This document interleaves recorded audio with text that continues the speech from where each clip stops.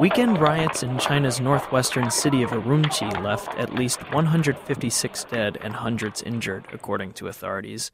But the city is now calm and under tight security, they said. The clashes flared after an initially peaceful demonstration took to the streets in protest at how the authorities handled recent violence between majority Han Chinese and Uyghur factory workers in the southern province of Guangdong, eyewitnesses said. In Geneva, United National Security General Ban Ki-moon called Monday for restraint.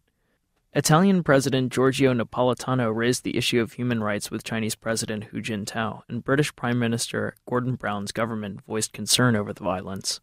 In Washington, the White House called for restraint on all sides. This video, shot from a rooftop and sent to RFA's Cantonese service by a volunteer, depicts a large group of protesters walking through the streets of Urumqi on their way to the centrally located People's Square, and later bystanders walking by a fire started during the ensuing riots. According to the official Chinese Xinhua news agency, 57 dead bodies were retrieved from Urumqi's streets and lanes, while all the others were confirmed dead at hospitals.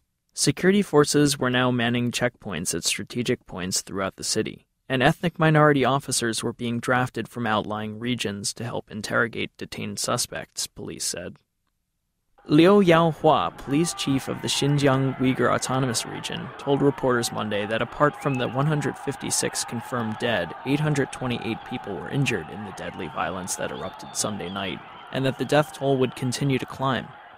He also said more than 700 suspects were in custody.